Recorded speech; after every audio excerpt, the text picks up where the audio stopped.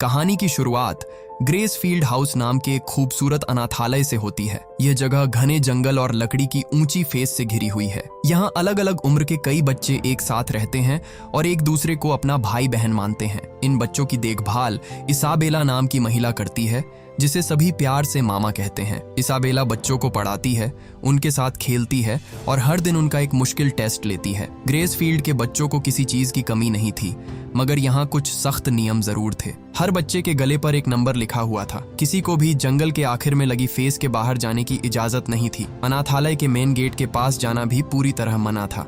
इन्हीं बच्चों में सबसे बड़े और होशियार थे एमा, नॉर्मन और रे। एक दिन सभी बच्चे जंगल में पकड़म पकड़ाई खेलते हैं। खेल खत्म होने के बाद सभी बच्चे अनाथालय लौटते हैं। तभी उन्हें बताया जाता है कि कोनी नाम की 6 साल की बच्ची को एक परिवार ने गोद ले लिया है और आज रात वह ग्रेसफील्ड छोड़कर चली जाएगी। कोनी इस खबर से बहुत खुश थी। वह हर समय अपने साथ एक छोटा सा खिलौना खरगोश रखती थी, जिसे वह लिटिल बनी बुलाती थी। शाम को सभी बच्चे उसे विदा करने के लिए इकट्ठा होते हैं। कोनी सबसे वादा करती है कि नई फैमिली के पास जाने के बाद वह उन्हें चिट्ठियां जरूर भेजेगी। रे को यह बात थोड़ी अजीब लगती है। ग्रेसफील्ड से पहले भी कई बच्चे गोद लिए जा चुके थे, लेकिन उनमें से किसी ने आज तक कोई चिट्ठी नहीं भेजी थी। इसके बाद इसाबेला कोनी का हाथ पकड़कर उसे मेन गेट की तरफ ले जाती है। कुछ देर बाद एमा और नॉर्मन हॉल की सफाई कर रहे होते हैं। तभी उन्हें मेज पर कोनी का लिटिल बनी पड़ा मिलता है। एमा जानती थी कि कोनी अपने खिलौने के बिना कहीं नहीं जाती। उसी समय रे उन्हें बताता है कि मेन गेट की लाइट अभी भी जल रही है। शायद कोनी अभी तक वहां से गई नहीं थी। मेन गेट के पास जाना नियम के खिलाफ था। फिर भी एमा कोनी को उसका खिलौना लौटाना चाहती थी। एमा और नॉर्मन चुपके से लिटिल बनी लेकर गेट की तरफ निकल जाते हैं। वहां पहुंचने पर उन्हें एक बड़ा ट्रक दिखाई देता है। दोनों को लगता है कि कोनी शायद उसी ट्रक के अंदर बैठी होगी। एमा उसे आवाज देती है, मगर अंदर से कोई जवाब नहीं आता। दोनों ट्रक के पीछे जाकर अंदर झांकते हैं। अंदर का नजारा देखते ही उनके होश उड़ जाते हैं। ट्रक के अंदर कोनी की लाश पड़ी हुई थी। उसके सीने पर एक फूल लगा था और उसके चेहरे पर जिंदगी का कोई निशान नहीं था। एमा डर के कारण कुछ बोल भी नहीं पाती। तभी बाहर से किसी के आने की आवाज सुनाई देती है। नॉर्मन तुरंत एमा को खींचकर ट्रक के नीचे छिप जाता है। कुछ ही देर में वहां 2 बड़े और खतरनाक राक्षस आते हैं। वे कोनी के शरीर को ट्रक से निकालकर एक कंटेनर में रखने लगते हैं। उनकी बातचीत सुनकर एमा और नॉर्मन को ग्रेसफील्ड की असली सच्चाई पता चलती है। ये कोई अनाथालय नहीं था। ग्रेसफील्ड इंसानी बच्चों को पालने वाला एक फार्म था। यहाँ बच्चों को अच्छा खाना दिया जाता था, उनकी पढ़ाई कराई जाती थी और उनके दिमाग को ज्यादा से ज्यादा विकसित किया जाता था। फिर सही उम्र होने पर उन्हें राक्षसों के खाने के लिए भेज दिया जाता था। राक्षसों के लिए जितना होशियार बच्चा होता, उसकी कीमत उतनी ही ज्यादा होती थी। तभी वहां इसाबेला भी आ जाती है। वह राक्षसों से बिल्कुल सामान्य तरीके से बात करती है। कोनी की लाश देखकर भी उसके चेहरे पर कोई दुख नहीं था। इसाबेला उन्हें भरोसा दिलाती है कि अगली बार वह और भी ज्यादा बुद्धिमान बच्चा तैयार रखेगी। एमा को अपनी आंखों पर विश्वास नहीं हो रहा था। जिसे वह इतने सालों से अपनी माँ समझती थी, वही बच्चों को मौत के लिए तैयार कर रही थी। तभी एक राक्षस को आसपास किसी दूसरे इंसान की गंध महसूस होती है। जमीन पर पड़ा लिटिल बनी देखकर इसाबेला जान जाती है कि कोनी का खिलौना लेकर कोई बच्चा यहाँ आया था। इससे पहले कि वे ट्रक के नीचे देख पाते, एमा और नॉर्मन वहां से निकलकर जंगल की तरफ भाग जाते हैं। काफी दूर पहुंचने के बाद एमा जमीन पर बैठकर रोने लगती है। कोनी की लाश और राक्षसों के चेहरे उसकी आंखों के सामने घूम रहे थे। नॉर्मन उससे कहता है कि अब उन्हें जितनी जल्दी हो सके इस जगह से भागना होगा। एमा अकेले भागने के लिए तैयार नहीं होती। वह ग्रेसफील्ड के किसी भी बच्चे को राक्षसों का खाना बनने के लिए पीछे नहीं छोड़ सकती थी। वह सभी बच्चों को साथ लेकर निकलना चाहती थी। इतने सारे छोटे बच्चों के साथ भागना लगभग नामुमकिन था। फिर भी नॉर्मन उसका साथ देने का फैसला करता है। दोनों वापस अनाथालय लौटते हैं और इसाबेला के सामने बिल्कुल सामान्य रहने की कोशिश करते हैं। इसाबेला भी उनके चेहरों को ध्यान से देख रही थी। उसे पता था कि कोई बच्चा गेट तक आया था, मगर अभी वह उसकी पहचान नहीं कर पाई थी। अगले दिन एमा और नॉर्मन जंगल की जांच करने निकलते हैं। फेस पार करने के बाद उन्हें जंगल के चारों तरफ बनी एक बहुत ऊंची दीवार दिखाई देती है। बिना किसी मदद के उस दीवार पर चढ़ना संभव नहीं था। वे दीवार पर चढ़ने के लिए मजबूत रस्सियां जमा करने का फैसला करते हैं। इसके साथ उन्हें यह भी पता लगाना था कि दीवार के दूसरी तरफ क्या मौजूद है। कुछ देर बाद मैदान में खेल रही एक छोटी बच्ची जंगल में गायब हो जाती है। बाकी बच्चे उसे ढूंढने लगते हैं, मगर इसाबेला बिल्कुल नहीं घबराती। वह अपनी जेब से घड़ी जैसी मशीन निकालती है। स्क्रीन पर कुछ देखने के बाद वह सीधे जंगल में जाती है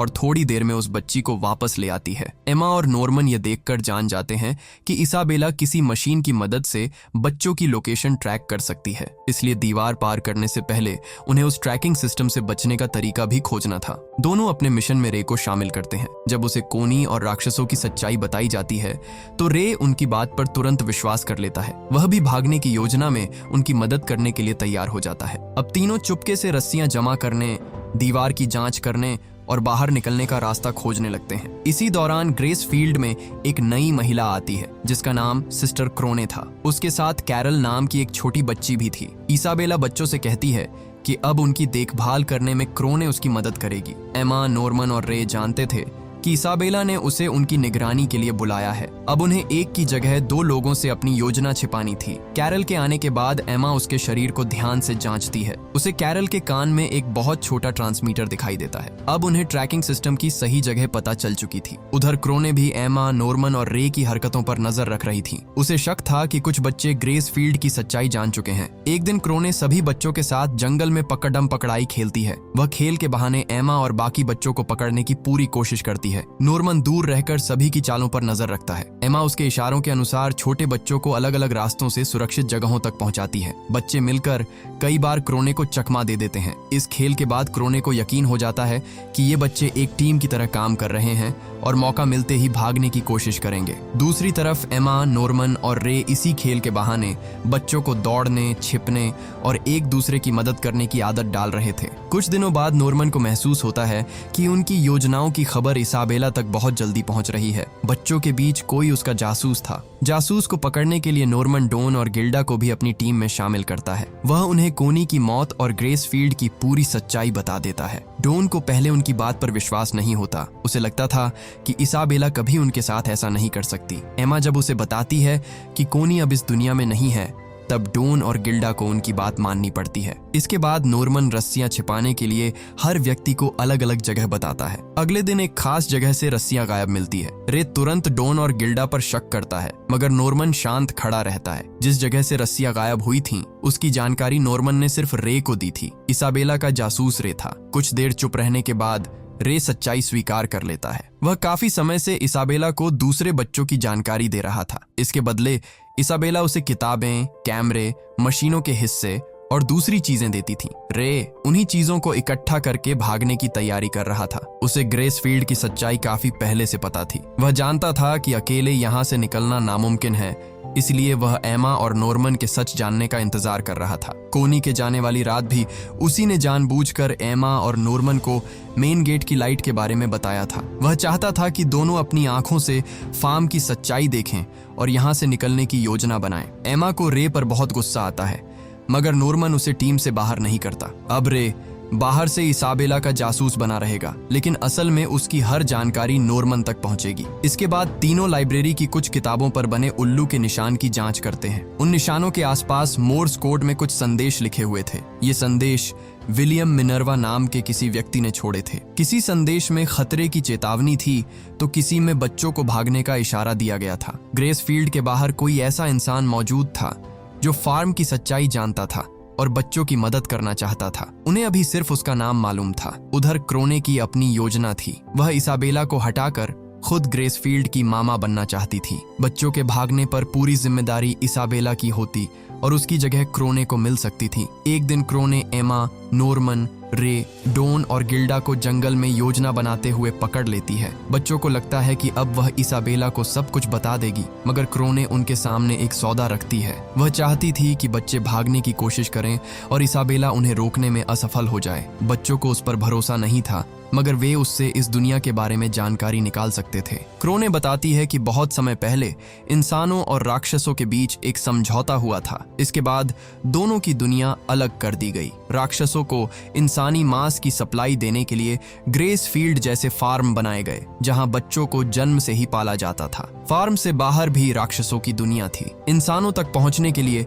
उन्हें सिर्फ दीवार नहीं, बल्कि पूरी राक्षसी दुनिया को पार करना था। क्रोने बच्चों से उनके ट्रांसमीटर को रोकने का तरीका जानना चाहती थी, मगर वे उसके सामने अपना राज नहीं खोलते। इसाबेला पहले ही क्रोने की चाल समझ चुकी थी। एक दिन वह क्रोने को हेडक्वार्टर से आया एक पत्र देती है। उसमें लिखा था कि उसे दूसरे फार्म में मामा की पोस्ट दी जा रही है और उसे तुरंत ग्रेसफील्ड छोड़ना होगा। क्रोने जानती थी कि यह प्रमोशन नहीं है, उसे रास्ते से हटाया जा रहा था। जाने से पहले क्रोने विलियम मिनर्वा का एक खास पेन बच्चों के लिए छोड़ देती है। मेन गेट के अंदर उसकी मुलाकात ग्रैंडमा से होती है। क्रोने उसे बताने की कोशिश करती है कि बच्चे भागने वाले हैं और इसाबेला उनकी योजना छिपा रही है। ग्रैंडमा को इसाबेला पर पूरा भरोसा था। क्रोने की बात पूरी होने से पहले अंधेरे से एक राक्षस बाहर आता है और उस पर हमला कर देता है। क्रोने वहीं मारी जाती है। इस बीच रे अपने इकट्ठा किए हुए इलेक्ट्रॉनिक सामान से एक ऐसा उपकरण तैयार करता है जो बच्चों के कान में लगे ट्रांसमीटर का सिग्नल बंद कर सकता था। अब उनकी तैयारी लगभग पूरी थी।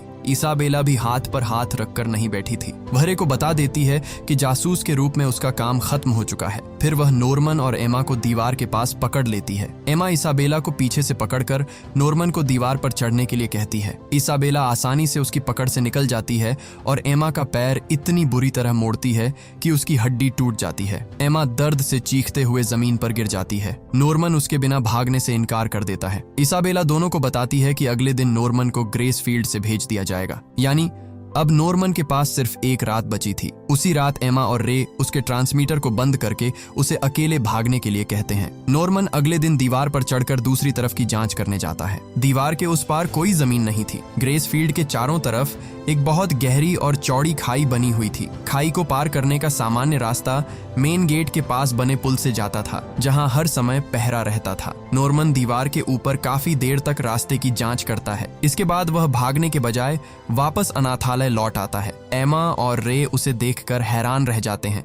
नॉर्मन उन्हें खाई और पुल के बारे में बताता है। वह विलियम मिनर्वा का पेन भी उनके हवाले कर देता है। अगर नॉर्मन उसी समय भाग जाता तो इसाबेला पूरे फार्म की सुरक्षा बढ़ा देती। उसके बाद बाकी बच्चों को निकालना लगभग नामुमकिन हो जाता। इसलिए वह अपनी शिपमेट रोकने की कोशिश नहीं करता। शाम होते ही नॉर्मन के जाने का समय आ जाता है और सभी बच्चे हॉल में जमा हो जाते हैं। छोटे बच्चों को लगता है कि नॉर्मन किसी अच्छी फैमिली के साथ रहने जा रहा है, मगर एमा, रे, डॉन और गिल्डा सच्चाई जानते थे। टूटे पैर के साथ एमा नॉर्मन के पास जाती है। वह उसे रोकना चाहती थी, लेकिन अब कुछ नहीं किया जा सकता था। नॉर्मन उसके आंसू पोंछता है और मुस्कुराकर उसे अलविदा कहता है। फिर वह रे की तरफ देखता है।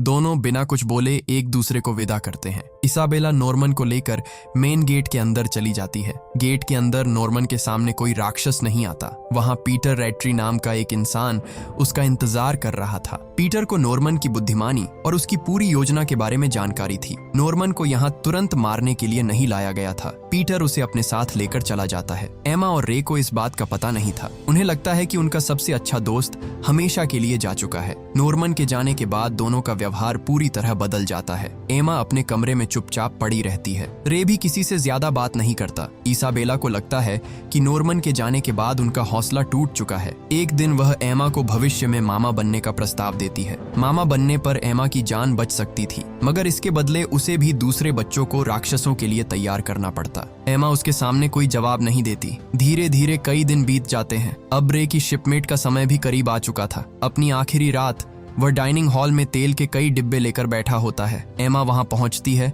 और उससे एक बार फिर भागने की बात करती है। रे कहता है कि अब बहुत देर हो चुकी है। नॉर्मन जा चुका है और उनके पास बाहर निकलने का कोई रास्ता नहीं बचा, मगर वह राक्षसों का खाना भी नहीं बनेगा। रे अपने ऊपर तेल डालता है और माचिस जला लेता है। वह खुद को जलाकर राक्षसों का सबसे कीमती भोजन बर्बाद करना चाहता था। जैसे ही रे जलती हुई तीली अपने ऊपर फेंकने वाला होता है, एमा उसका हाथ पकड़कर उसे पीछे खींच लेती है। एमा बताती है कि नॉर्मन उसकी योजना पहले ही जान गया था। उसने जाने से पहले कहा था कि रे की आग पूरे ग्रेसफील्ड से भागने का सबसे अच्छा मौका बन सकती है। एमा रे के कान से ट्रांसमीटर निकालती है और उसे उसके कपड़ों के साथ आग में फेंक देती है। कुछ ही सेकंड में कमरा आग और धुएं से भर जाता है। एमा जोर जोर से चिल्लाने लगती है। उसकी आवाज सुनकर इसाबेला दौड़ती हुई वहां पहुंचती है। एमा रोते हुए कहती है कि रे ने खुद को आग लगा ली है और वह अंदर जल रहा है। इसाबेला अपनी ट्रैकिंग मशीन निकालती है। रे का सिग्नल आग के बिल्कुल बीच दिखाई दे रहा था। रे ग्रेस फील्ड के सबसे कीमती बच्चों में से एक था। इसाबेला तुरंत आग बुझाने में लग जाती है। उसी समय एमा वहां से गायब हो जाती है। जब इसाबेला पीछे मुड़कर देखती है तो कमरे में एमा मौजूद नहीं थी। वह बाहर भागती है। अनाथालय के बाकी बड़े बच्चे भी गायब थे। अब उसे पता चलता है कि आग सिर्फ उसे उलझाने के लिए लगाई गई थी। कहानी कुछ समय पीछे जाती है। असल में नॉर्मन के जाने के बाद एमा और रे ने सिर्फ इसाबेला के सामने हार मानने का नाटक किया था। नॉर्मन के दिए प्लान के अनुसार डोन और गिल्डा ने धीरे धीरे बाकी बड़े बच्चों को ग्रेस फील्ड की सच्चाई बता दी थी। कई दिनों से वे खाना, पानी, दवाइयां, कपड़े और रस्सियां जमा कर रहे थे। बच्चों को रात में दौड़ने, दीवार पर चढ़ने और खाई पार करने की प्रैक्टिस भी कराई गई थी। रे को इस तैयारी की पूरी जानकारी नहीं दी गई क्योंकि इसाबेला की नजर सबसे ज्यादा उसी पर थी। एमा ने फील नाम के सबसे समझदार छोटे बच्चे को भी पूरा सच बताया था। 4 साल से छोटे बच्चों के लिए खाई पार करना बहुत खतरनाक था, इसलिए उन्हें फील के साथ ग्रेस फील्ड में छोड़ने का फैसला किया गया। एमा ने फील से वादा किया कि वह 2 साल के अंदर वापस आएगी और बाकी सभी बच्चों को भी यहाँ से छुड़ा लेगी। अब कहानी वर्तमान में लौटती है। आग लगने से पहले ही एमा रे को वहां से निकाल चुकी थी। रे के ट्रांसमीटर को आग में छोड़ दिया गया था, इसलिए इसाबेला की मशीन पर उसकी लोकेशन अभी भी जलते हुए कमरे के अंदर दिखाई दे रही थी। इसी बीच बाकी बच्चे अपना सामान लेकर जंगल की तरफ निकल चुके थे। एमा और रे भी अनाथालय से बाहर निकलकर उनसे जा मिलते हैं। रे इतने सारे बच्चों को देखकर हैरान रह जाता है। जिस समय उसे लग रहा था कि सब खत्म हो चुका है, उसी समय पूरा अनाथालय भागने की तैयारी कर रहा था। बच्चों के ट्रांसमीटर बंद हो चुके थे, इसलिए अब इसाबेला उनकी लोकेशन नहीं देख सकती थी। सभी तेजी से दीवार की तरफ बढ़ते हैं। उधर इसाबेला हेडक्वार्टर को सूचना देकर खुद बच्चों के पीछे जंगल में दौड़ पड़ती है। डोन और कुछ बड़े बच्चे सबसे पहले दीवार पर चढ़ते हैं, फिर वे रस्सियों की मदद से बाकी बच्चों को ऊपर खींच लेते हैं। दीवार के पीछे मौजूद गहरी खाई देखकर छोटे बच्चे डर जाते हैं, मगर नॉर्मन के नक्शे की मदद से वे पहले ही इसे पार करने का तरीका तैयार कर चुके थे। बच्चे खाई के दूसरी तरफ मौजूद एक पेड़ पर मजबूत रस्सी फंसाते हैं। कपड़ों के हैगर की मदद से वे एक अस्थायी जिपलाइन बनाते हैं। एक एक करके सभी बच्चे हैगर पकड़कर रस्सी के सहारे खाई पार करने लगते हैं। नीचे बेहद गहरी खाई थी। जरा सी गलती से कोई भी बच्चा सीधे नीचे गिर सकता था, फिर भी कोई पीछे नहीं हटता।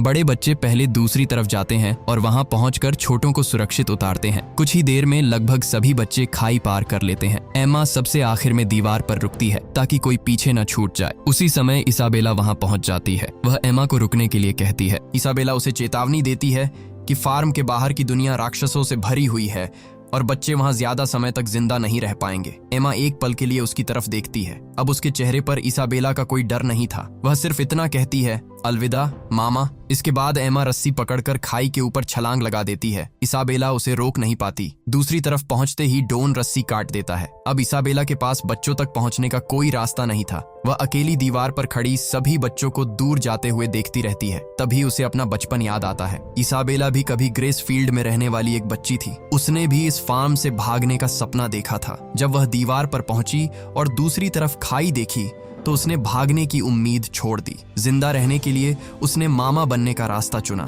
एमा और बाकी बच्चों ने आज वह काम कर दिखाया था जो इसाबेला कभी नहीं कर पाई। इसाबेला के चेहरे पर हल्की सी मुस्कान आती है और वह बच्चों को दूर जाते हुए देखती रहती है, मगर बच्चों को भागने देने की कीमत उसे चुकानी पड़ती है। इसके बाद इसाबेला हेडक्वार्टर में ग्रैंडमा और पीटर रैटरी के सामने पहुंचती है। वह बच्चों के भागने की पूरी जिम्मेदारी अपने ऊपर ले लेती है। तभी पीछे खड़ा एक राक्षस उसके पास आता है। वह इसाबेला को पकड़कर उसके सीने पर वही लाल फूल रख देता है जो कोनी के शरीर पर लगाया गया था। आगे का दृश्य नहीं दिखाया जाता, मगर इससे साफ हो जाता है कि इसाबेला को अपनी नाकामी की सजा मिल चुकी है। दूसरी तरफ एमा, रे, डोन, गिल्डा और बाकी बच्चे पहली बार ग्रेस फील्ड की सीमा से बाहर निकल चुके थे। वे पूरी रात जंगल में आगे बढ़ते रहते हैं। सुबह होने पर एमा विलियम मिनर्वा का पेन निकालती है। पेन चालू करते ही उसमें बाहर की दुनिया का एक डिजिटल नक्शा दिखाई देता है। नक्शे पर एक जगह का कोड लिखा था B0630। शायद विलियम मिनर्वा